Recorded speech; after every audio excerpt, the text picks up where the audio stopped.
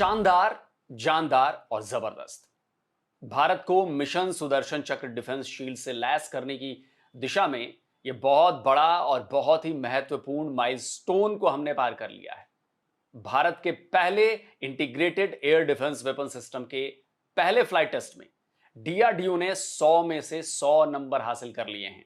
दोस्तों, आज डीआरडीओ ने भारत को एक बहुत बड़ी खुशखबरी दी है। आज भारत ने मेडन टेस्ट यानी पहला टेस्ट किया है integrated air defence weapon system का। अब दोस्तों, ये जो सिस्टम है इसमें अगर आप देखें तो वन ऑफ द लेयर्स जो इसका बन रहा है वो laser based directed energy weapon system का भी है। यानी कि जो futuristic weapon system air defence system हो सकता है उसको कहीं ना कहीं हमने स्थापित कर दिया है। IADWS की पहली फ्लाइट टेस्टिंग की है, या पहली कामयाब फ्लाइट टेस्टिंग की है। ये पहली ही में कामयाब हो गया। इसमें एक साथ 3 थ्रेट्स को न्यूट्रलाइज किया गया। ये हमारा multi layered air defence system है। अपने स्काइज को प्रोटेक्ट करना है। दैट इज इंडियाज वर्जन और इंडियन, जिसे कहते हैं ना, इंडियन आयरन डोम। इंडिया जो है वो अपने आयरन डोम जो है उसकी बात कर रहा है कि हमें आयरन डोम चाहिए, ठीक है।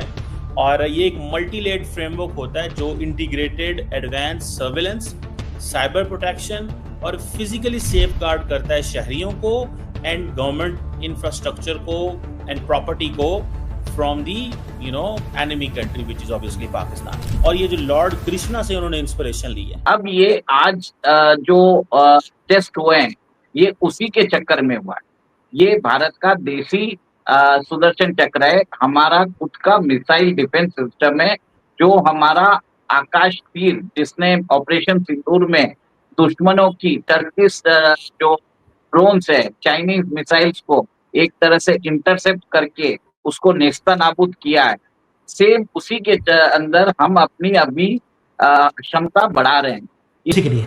अब इसकी जो खासियत है वो ये है कि ये मल्टीपल वॉरहेड्स लेके जा सकती है। बिल्कुल सही कहा आपने कि मल्टीपल वॉरहेड्स है वो लेके जा सकती है। कि एक मिसाइल गई उसमें 6 आपने छोटे छोटे बम डाल दिए और वो इतना इंटेलिजेंट सिस्टम उसके अंदर लगाया हुआ है, हमारा अपना बनाया हुआ है भारत का, किसी से कॉपी नहीं की हमने चाइनीज की तरह।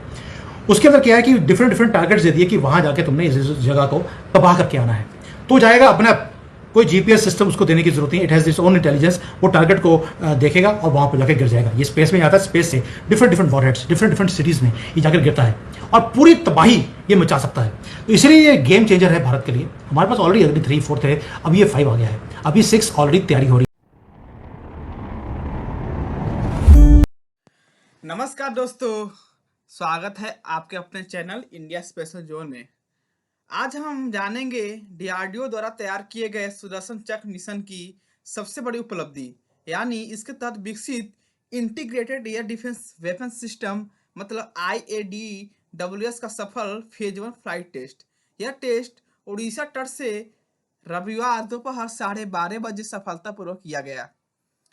IAWS एक बहुस्तरीय एयर डिफेंस प्लेटफॉर्म है जिसमें शामिल है QRSAM मतलब quick reaction surface to air missile.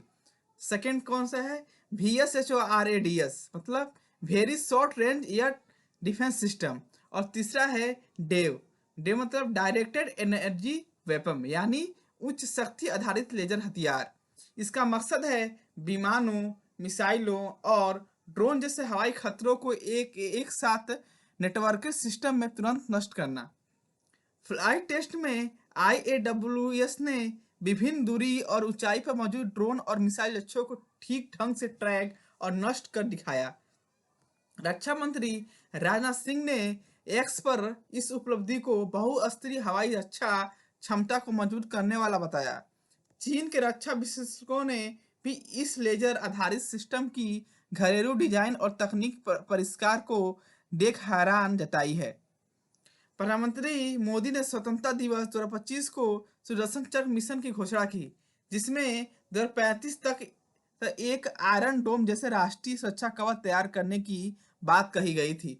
इस कवच का लक्ष्य है रेलवे स्टेशन, अस्पताल और धार्मिक स्थल जैसे सभी महत्वपूर्ण स्थानों को और हवाई हमलों से बचाना।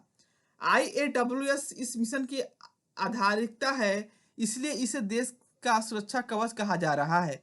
यह पूरा सिस्टम स्वदेशी तकनीक से विकसित किया गया है, डीआरडीओ और देश की रक्षा उद्योग की साझेदारी से इसमें एआई सक्षम सेंसर, रडार और लीडरशिप कंट्रोल सिस्टम शामिल है, जो असमय खतरे का पता लगाकर प्रतिक्रिया निकाल सकती है।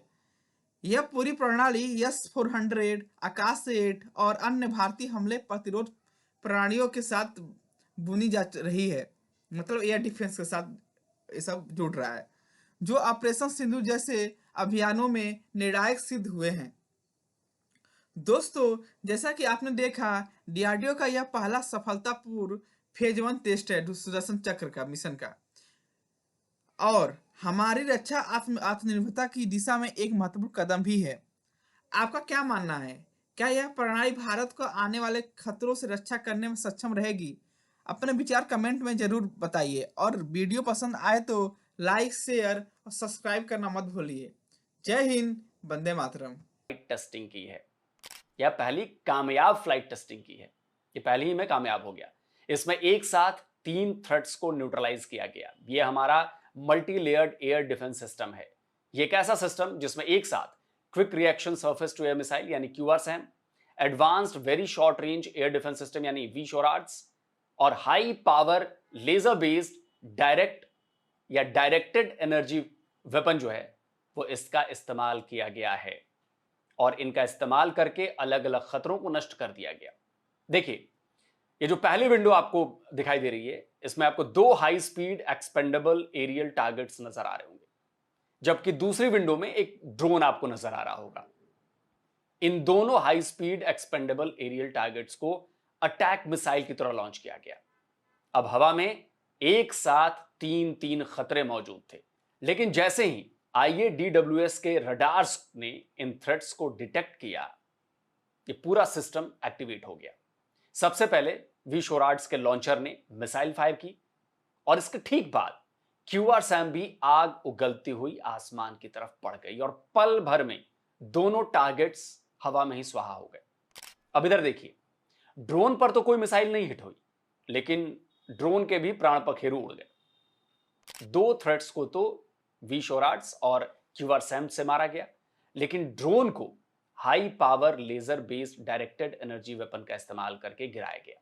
में आता है कि ये एक कॉम्प्रिहेंसिव एयर डिफेंस सिस्टम होगा जिसमें ऑफेंसिव कैपेबिलिटीज भी होंगी, यानी कि ये सिस्टम से ज्यादा एक डॉक्ट्रिन समझ में आ रही है। एक ऐसा सिस्टम जहां पर बहुत सारे एयर डिफेंस एक साथ में मिलकर काम करेंगे, और रॉकेट फोर्स जो ऑफेंसिव प्रोवाइड करेगा वो भी इसका हिस्सा होगा। देखिए, फिलहाल हम लोगों को जो इन्फॉर्मेशन मिली है वो केवल प्रधानमंत्री के स्टेटमेंट से मिली है। इस स्टेटमेंट में बहुत ज्यादा डिटेल्स नहीं है, लेकिन अगर लाल किले से इसके बारे में बात की गई है तो ये चीज क्लियर है कि ये भारत सरकार की प्रायोरिटी है। एयर डिफेंस सिस्टम्स आमतौर पर लेयर्स में काम करते हैं।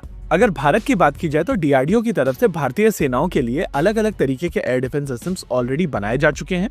इसमें very short range air defence systems, short range air defence systems, medium range air defence systems, long range air defence systems, extra long range air defence systems और ballistic missile shield programmes को include किया जाता है। अब ये सारे components अगर एक साथ मिलकर काम करेंगे तो इस कई लेयर वाले एयर डिफेंस सिस्टम को भेदना काफी मुश्किल होगा। लेकिन अगर इस फॉर्मेशन के साथ में प्रलय और ब्रह्मोस जैसी मिसाइल सिस्टम्स होती हैं, तो एनिमी की तरफ से अगर भारत के ऊपर किसी भी तरीके का अटैक किया जाता है तो भारत उसको विफल भी कर पाएगा और फिर काउंटर ऑफेंसिव भी लॉन्च कर पाएगा। ये चीज ऑपरेशन सिंदूर के दौरान भारत की तरफ से की गई थी,